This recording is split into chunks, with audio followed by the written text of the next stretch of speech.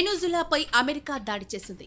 జనవరి 3, 2026న వెనుజులా అధ్యక్షుడు నికోలస్ మదురోను పట్టుకోవడానికి America operation absolute resolve చేపట్టింది. వెనుజులా రాజధాని కరాకస్ నగరం భారీ పేలుళ్లతో దద్దరిల్లింది. దీంతో ప్రజలు భయాందోళనకు గురయ్యారు. విద్యుత్ సరఫరా ఆగిపోయింది. ఏం జరుగుతుందో తెలుసుకునేలోపే ఆ దేశ అధ్యక్షుడు మదురోను అమెరికా సైన్యం ఎంతో చాకచక్యంగా న్యూయార్క్ తరలించింది. అసలు మదురోను అమెరికా ఎలా బంధించింది? వెనుజులా నిఘా వ్యవస్థ ఏం చేస్తోంది? ఇప్పుడు తెలుసుకుందాం.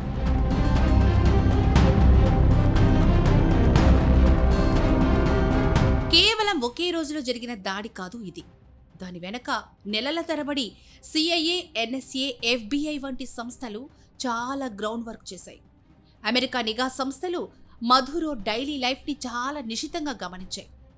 ఆయన ఎప్పుడు ఎక్కడికెళ్తారు, ఏం తింటారు, ఏ సమయంలో ఎక్కడ నిద్రిస్తారు అనే విషయాలపై గ్రాన్యులర్ పోర్ట్రైట్ సిద్ధం చేశాయి. మరీ ముఖ్యంగా వెనుజులా సైనిక కమ్యూనికేషన్లు, రాడార్ వ్యవస్థలను నిరంతరం పర్యవేక్షించాయి. దీనివల్ల అమెరికా విమానాలు వెనుజులా గగనతలంలోకి ప్రవేశించినప్పుడు ఆ దేశ రాడార్లు వాటిని గుర్తించకుండా చేయగలిగారు. ఇక సిఐఏ గత కొన్ని నెలలుగా వెనుజులాలో రహస్య ఆపరేషన్స్ నిర్వహించింది.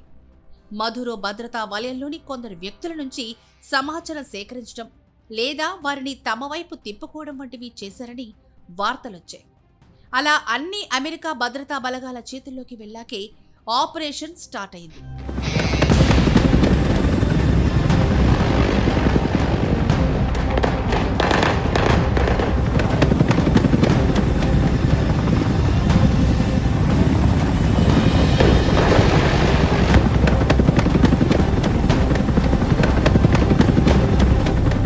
జనవరి 3 తెల్లవారుజామున 2 గంటల సమయంలో ఈ మెరుపు దాడి ప్రారంభమైంది. ఇందులో సుమారు 150కి పైగా F-22, F-35 యుద్ధ విమానాలు, B-1B బాంబర్లు ఈ ఆపరేషన్లో పాల్గొన్నాయి. ముందుగా వెనుజులా ఎయిర్ డిఫెన్స్ సిస్టమ్లను నాశనం చేశాయి.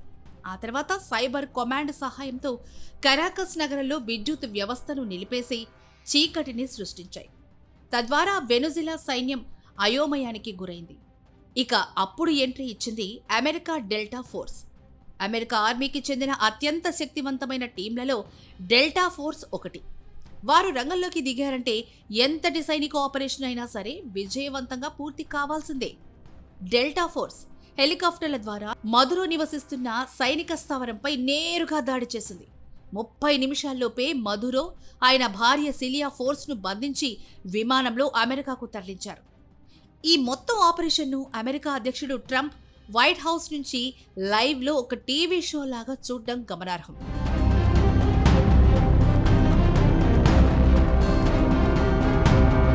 అసలు అమెరికా వెనుజులాపై ఎందుకు దాడి చేసిందో ఒక్కసారి చూద్దాం.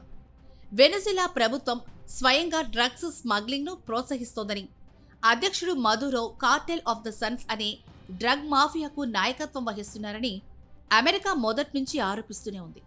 అమెరికాలో యువతను బలి తీసుకుంటున్న ఫెంటానిల్ డ్రగ్స్ సరఫరాలో వెనుజులా కీలక పాత్ర పోషిస్తుందని ట్రంప్ ప్రభుత్వం వాదిస్తోంది.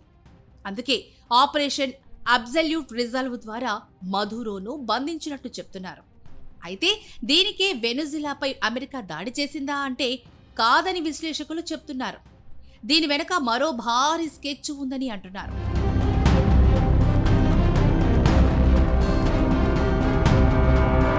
ప్రపంచంలోని అత్యధిక చమురు నిక్షేపాలు సుమారు 300 బిలియన్ బ్యారెల్స్ కలిగిన దేశం వెనుజులా. వీటిపై అమెరికా కన్ను పడిందని అంటున్నారు. మదురోను పట్టుకున్న తర్వాత ట్రంప్ చేసిన వ్యాఖ్యలు దీనికి బలం చేకూరుస్తున్నాయి. వెనుజులాలో విచ్ఛిన్నమైన చమురు వ్యవస్థను బాగు చేయడానికి అమెరికా కంపెనీలు అక్కడికి వెళ్లి బిలియన్ల డాలర్లు పెట్టుబడి పెడతాయని ఆయన అన్నారు. ఇది ఆ దేశ చమురును తమ ఆధీనంలోకి తెచ్చుకునే ప్రయత్నమని విమర్శకులు అంటున్నారు. ఇక వెనుజులా తన చమురు పరిశ్రమను జాతీయం చేసింది. ఇప్పుడు అమెరికా అక్కడ తన అనుకూల ప్రభుత్వం రావడం ద్వారా ఆ చమురు నిక్షేపాలను తిరిగి అమెరికన్ కంపెనీలకు అప్పగించాలని చూస్తోంది. అందుకే అమెరికా వెనుజులాపై దాడి చేసిందని అంటున్నారు. Probably in much larger doses because they couldn't produce very much because their infrastructure was so bad. So we'll be selling large amounts of oil to other countries, many of whom are using it now, but I would say many more will come.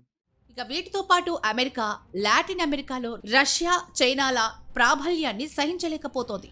Maduro ప్రభుత్వం Russia, China, ఇరాన్లతో సన్నిహితంగా ఉండడం అమెరికాకు నచ్చలేదు. ఈ దేశాలకు వెనుజిలాలో స్థావరం దక్కకుండా చూడాలని మొదట్నుంచి America అడ్డుపడిపోతోంది. అలాగే వెనుజిలాలోని ఆర్థిక సంక్షోభం వల్ల లక్షలాది మంది ప్రజలు అమెరికాకు అక్రమంగా వలస వెళ్తున్నారు. మదురోను తొలగించి అక్కడ పరిస్థితిని మార్చడం ద్వారా ఈ వలసలను అడ్డుకోవచ్చని ట్రంప్ ప్రభుత్వం భావిస్తోంది. మొత్తంగా ఒక దేశాధ్యక్షుణ్ణి ఇలా బంధించి తీసుకురావడంతో ప్రపంచం మొత్తం ఆశ్చర్యపోయింది.